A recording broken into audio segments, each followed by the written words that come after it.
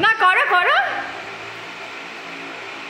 কি হয়ে যাবে তোমার? ইমেজ নষ্ট হয়ে যাবে ডাক্তারের, তাই তো? না না না না, আমি ঠিক সময় ঠিক লোকের ফোন এসে গেছে। অলমোস্ট বৃষ্টি নামতে যায় আর এখন আমরা বেরোচ্ছি। কোথায় যাচ্ছি বলবো না, বললে তো হয়েই গেল। পরে বলবো, পরে বলবো।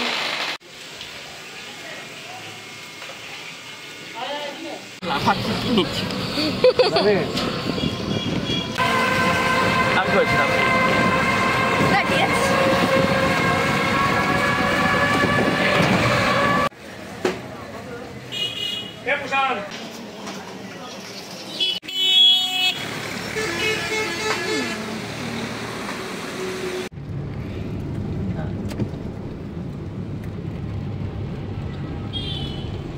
বেরোনোর কথা ছিল সকালবেলা মোটামুটি 10টা, সেটাই আমরা এখন বেরোচ্ছি। এখন বাজে 1:15, মানে 1টার সময় ধরে নাও বাড়ি থেকে বেরিয়েছি।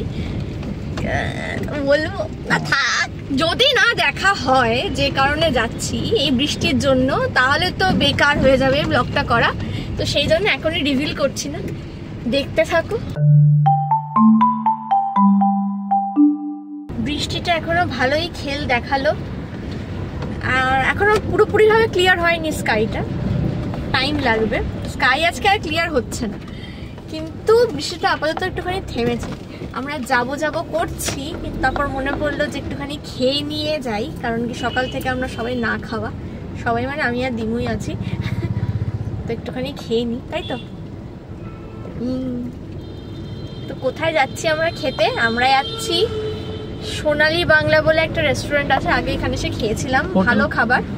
হোটেল প্লাস, হ্যাঁ হোটেলই ওটা, মানে থাকা যায় রেস্টুরেন্ট, ওইটাই হোটেল প্লাস রেস্টুরেন্ট। তো ওখানে খেতে যাচ্ছি, খাবারটা ভালো ছিল।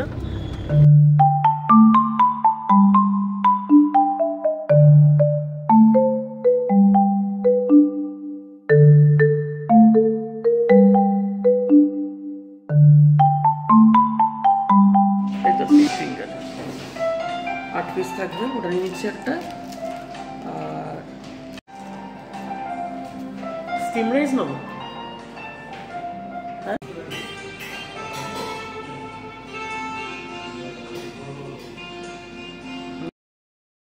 বাপরে, আমি তো অবাকই হয়ে গেলাম, এই রূপে তো আমি দেবমাল্যকে দেখিনি। হ্যাঁ অবশ্য বিয়ের দিনও একটা রকম সারপ্রাইজ দিয়েছিল, কিন্তু ছোট হলেও সারপ্রাইজটা কিন্তু আমার জন্য খুব স্পেশাল ছিল।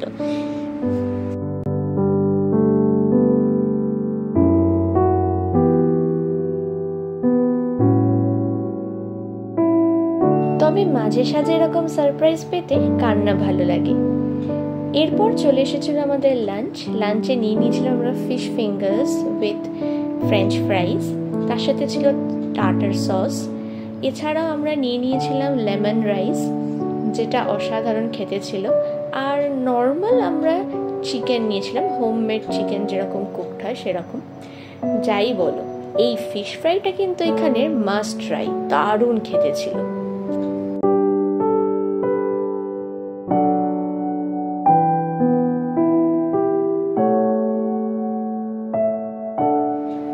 খাওয়া দাওয়ার পর্ব তো শেষ, এরপর একমাত্র যদি বাইরে আজকে বৃষ্টি থেমে থাকে তাহলেই যাওয়া হবে, যার জন্য আজকে আমরা বেরিয়েছিলাম।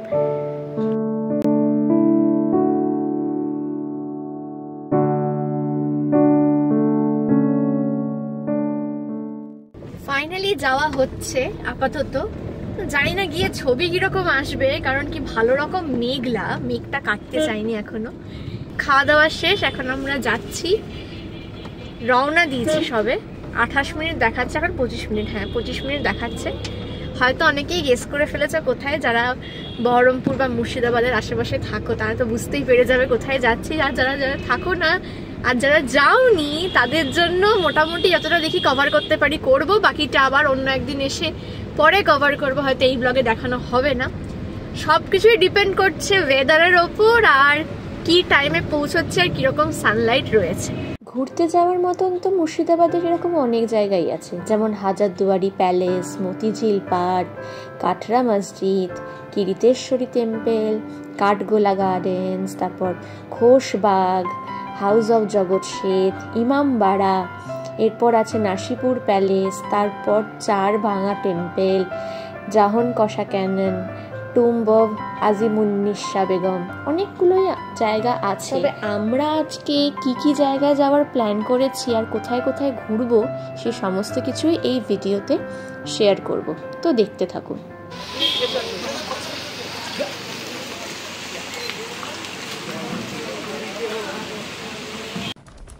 গাড়ি নিয়ে এলেও এই সমস্ত জায়গায় ঘুরে দেখবার জন্য কিন্তু ঘোড়ার গাড়ি কিংবা টোটোই কিন্তু প্রযোজ্য, তাই দরদাম করতে একেবারে ভুলবেন না। আমরা কিন্তু 1200 টাকা থেকে সিধে নামিয়ে এনেছিলাম 450 টাকায়, হয়তো আরও কম করা যেত।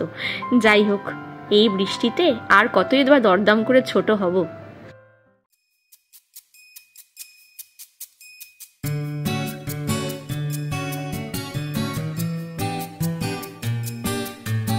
কি অবস্থা না, কেন রে সব জায়গায় চুল ঠিক করবি? বড় হয়ে গেছে না, ভালো লাগে। বৃষ্টির মধ্যে আমরা কোথায়? এটা কোথায় বলো, তুমি বলো, আমি তো জানি। এটা কি হাজারদুয়ারি? তো ফার্স্টে এসেছি আমরা হাজারদুয়ারিতে। আমি ফার্স্ট টাইম এসেছি, তুইও ফার্স্ট টাইম এসেছিস না? ফার্স্ট টাইম এসেছি আমরা দুজনেই। বৃষ্টি পড়ছে, লোকের ভিড় তো ওইখানেই আছে, কিন্তু একদিক থেকে ভালো রোদটা নেই, কিন্তু ভিজতেও কার ভালো লাগে। আর এনেছি আমরা একটাই ছাতা, মানে গোটা মুর্শিদাবাদে আমরা একটাই ছাতা এনেছি না। হাজারদুয়ারির ঠিক উল্টো দিকেই রয়েছে নিজামাত ইমামবাড়া, নিজামাত কিলা নামেও পরিচিত। ভারতের মুর্শিদাবাদের একটি শিয়া মুসলিম ধর্মসভা হল। এটি 1740 খ্রিস্টাব্দে নবাব সিরাজউদ্দৌলার দ্বারা নির্মিত হয়েছিল এবং 1842 এবং 1846 সালের অগ্নিকাণ্ডে এটি ধ্বংস হবার পরে নবাব মনসুর আলী খান দ্বারা 1847 সালে পুনর্নির্মাণ করেছিলেন। এটি প্রায় পৃথিবীর বৃহত্তম ইমামবাড়া হিসেবে উল্লেখ করা হয়।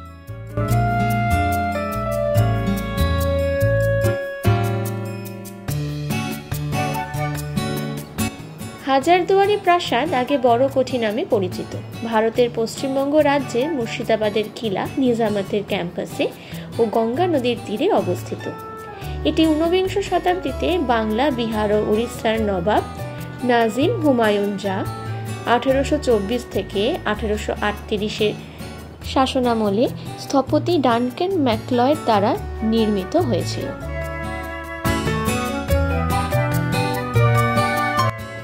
এছাড়াও এই হাজারদুয়ারি প্যালেসের মধ্যে একটা বড় মিউজিয়াম আছে, যেখানে ভিডিওগ্রাফি কিংবা ফটোগ্রাফি অ্যালাউড না, তাই আপনারা এলে কিন্তু নিশ্চয়ই ভেতরটা ঘুরে দেখবেন।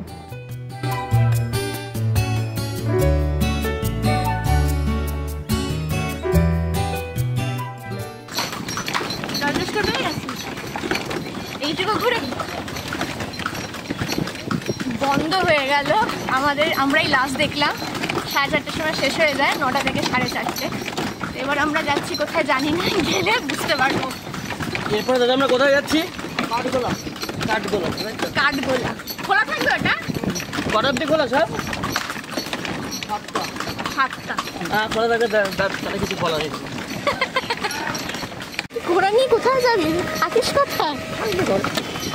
ঘোড়া করে চলে আসবে। হ্যাঁ সেটা ঘোড়াতে বুঝতে, হ্যাঁ ঘোড়া করে চলে আসবে। তুই ঘোড়া কিনবি না? কেন কি আছে? সিরিয়াসলি ঘোড়া কিনবি? হ্যাঁ, অনেক কম সময় লাগবে তো। ঘোড়ার সবচেয়ে জোর কত জোরে দৌড়তে পারে? মোটামুটি 70-80 দৌড়তে পারবে তো। 3 ঘন্টা চলে আসবে কলকাতা থেকে বহরমপুর। 3 ঘন্টায় কলকাতা থেকে বহরমপুর চলে আসবে। ও তো কাউকে বাঁধ মানবে না, ও 70 দৌড়েই যাবে। কতগুলো ভুসি খাইয়ে ওকে বোকা বানিয়ে রেখে দিয়েছে বেচারা। হারে 7 বছরের পুচকে ঘোড়া। হাজারদুয়ারি থেকে বেরিয়ে এবার আমরা চললাম কাঠগোলা বাগানবাড়ির দিকে।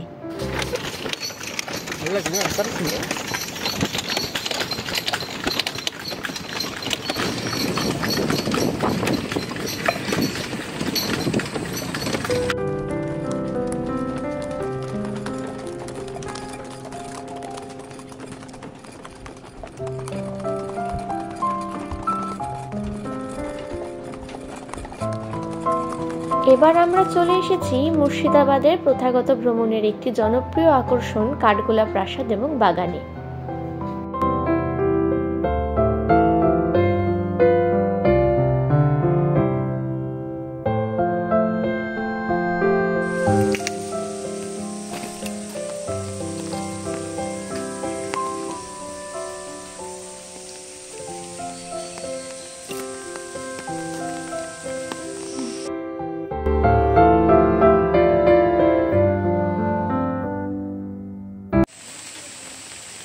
কি আশ্চর্য, যখনই আমরা গাড়িতে উঠছি বৃষ্টি বন্ধ, গাড়ি থেকে নামছি বৃষ্টি পড়ছে। এখানে এখন কোথায় এলাম? কাঠগোলা বাগান। সেখানে 30 টাকা করে পার হেড টিকিট। আর ওটাতে কত ছিল? 25 টাকা করে। 25 টাকা করে। হাজারদুয়ারিতে 25 টাকা করে পার হেড টিকিট ছিল। 1873 সালে ধনপদ সিংহদুগার এবং লক্ষ্মীপদ সিংহদুগারের দ্বারা নির্মিত হয়েছিল এই কাঠগোলা প্রাসাদ এবং বাগান। দুগাররা তাদের প্রাসাদের একটি অংশ সংস্কার করার জন্য একজন ফরাসি স্থপতিকে নিয়োগ করেছিলেন। এনার সঙ্গেও জড়িত ছিলেন একজন বাঙালি স্থপতিও।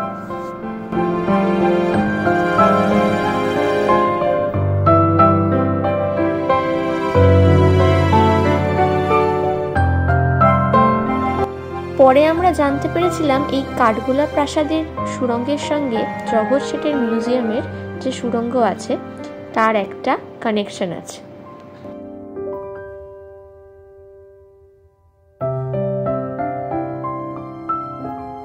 ভিক্টোরিয়ান সিংহ এবং মাইকেল অ্যাঞ্জেলোর মূর্তি লাগাতে এই পুরো স্থানের পরিবর্তন ঘটেছিল।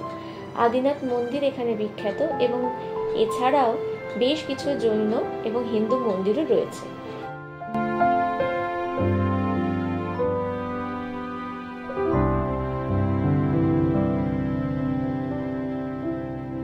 এখানেও মাছু আছে, মাছু আরো কয়েকটা মাছু আছে দাঁড়, আর আছে এইখানে কতগুলো মাছ। ওদের ফিস্ট চলছে, খাওয়া দাওয়া হচ্ছে এখানে। বাকি জায়গায় দেখা যাচ্ছে না ওদেরকে, তাই না? এই দেখো এখানে কিছুটা খাওয়া দাওয়া চলছে ওদের, আজকে পার্টি আছে। আর এই হলো সেই বাড়ি। ভিতরে একটি চিড়িয়াখানাও ছিল। প্রাসাদটিকে একটি জাদুঘরে রূপান্তরিত করা হয়েছে এবং এতে চমৎকার ঝাড়বাতি, আয়না, আসবাবপত্র ইত্যাদি প্রদর্শন করা রয়েছে। এছাড়া এই মিউজিয়ামের ভেতরে ঢুকতে গেলে আলাদা করে টিকিট কাটতে হয় এবং ফটোগ্রাফি আর ভিডিওগ্রাফি একেবারেই অ্যালাউড নয়। ছাদে আমরা কিছু ছবি তো তুলেছিলাম, এত বড় ছাদ যে দেখেছি। ভালো না, আমি খাবো না।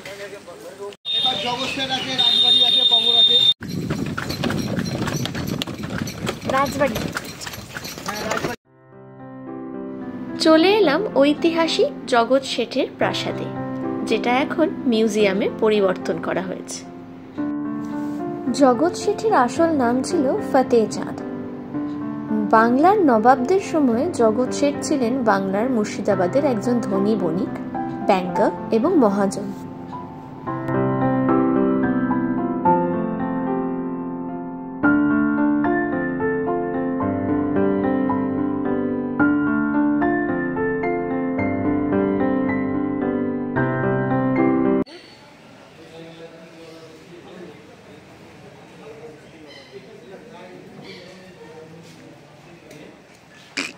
হ্যাঁ রে, লাভ ছাপ মারছে, সব দড়িতে ঝুলছে সব। তোর সব বংশধর দেখ, চিনতে পারছিস কাউকে? না আমার বংশধর না, তোর বংশধর। 1723 সালে মোহাম্মদ শাহ তাকে জগৎ শেঠ উপাধি দিয়েছিলেন। উপাধি গ্রহণের পর তার পুরো পরিবার জগৎ শেঠ পরিবার নামে পরিচিত হয়েছিল। তার নতুন নামের অর্থ হলো বিশ্বের ব্যাংকার, কারণ তিনি 18 শতকে বিদেশেও ঋণ দিতেন।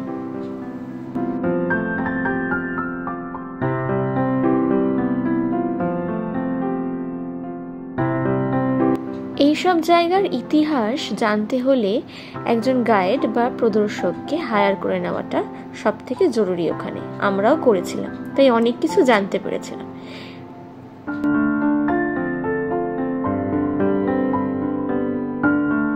জগৎ শেঠের বাড়ির মিউজিয়াম দেখবার জন্য আলাদা করে কোনো টিকিট কাটতে লাগবে না, এন্ট্রান্স ফি হলো একমাত্র টিকিট।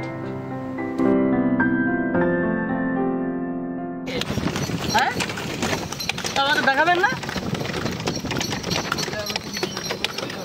হ্যাঁ দেখবো তো।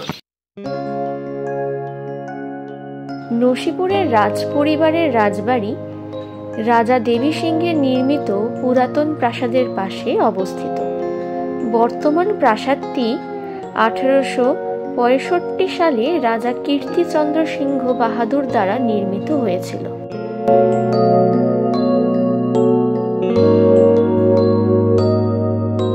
এই রাজবাড়িটি দেবী সিংহের দরবার ছিল। তিনি ব্রিটিশ রাজের সময় কর আদায়কারী হিসেবে ঐতিহাসিকভাবে বিখ্যাত ছিলেন। তিনি পানিপত থেকে এসে ব্যবসায়ী হিসেবে কাজ শুরু করেন। বিচারের পর তিনি দেওয়ান রেজা খানের অধীনে রাজস্ব বিভাগে নিয়োগ পেতে সফল হন। ভেতরে দেখবেন রাম মন্দির রয়েছে এখানে স্যার, বহু পুরাতন। রাম, লক্ষ্মণ, সীতা, ভরত, শত্রুঘ্ন, হনুমান, গঙ্গা, ব্রহ্মা, বিষ্ণু, মহেশ্বর, নারায়ণ, রাধা, কৃষ্ণ, এছাড়া উপরে গঙ্গা, সমস্ত মূর্তিগুলো রয়েছে। যারা তাকে সময় মতন কর দিতে ব্যর্থ হন তাদের বিরুদ্ধে কঠোর হওয়ার জন্য তিনি পরিচিত ছিলেন। ধীরে ধীরে তিনি ইস্ট ইন্ডিয়া কোম্পানির লোকেদের মধ্যে তার প্রভাব বিস্তার করতে সক্ষম হন এবং সেই বিভাগের প্রধান হন। দেখতে পাওয়া যাবে নাকি? এই তো আছে। কটা বাজে এখন? 7:30 বেজে গেছে। বেশ মজা হচ্ছে। হ্যাঁ, একে বর্ষাকাল, তাই জন্যই সন্ধ্যেটা তো তাড়াতাড়ি ঘনিয়ে এলো।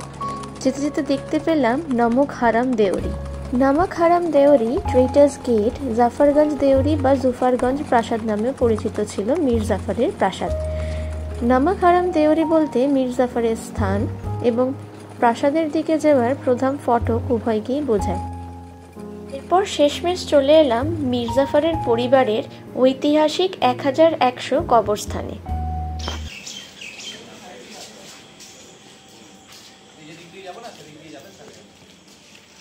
হুমায়ুন জা,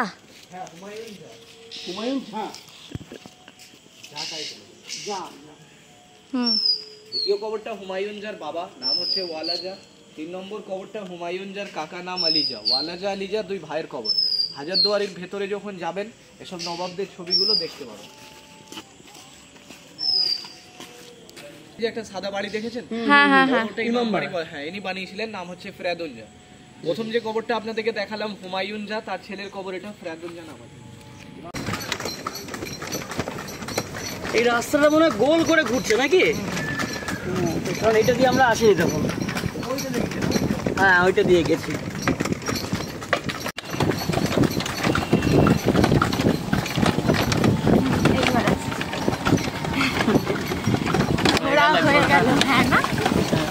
এবার আবার গাড়িতে যাবো, উঠবো, তারপরে বাড়ি। ওই লোকটার মতো বলছি আমরা না? এখানে কি আমরা দেখলাম কালেজটা রাজবাড়ি, দেবী সিংহ রাজবাড়িতে যিনি ট্যাক্স কালেক্টর। হ্যাঁ, যে আমাদেরকে বলছিল কি বলে ওটাকে, গাইড, ট্যুর গাইড, সেরকম একটা করে লাস্টে কবিতা বলছিল। এই যে মন্দির জানতো।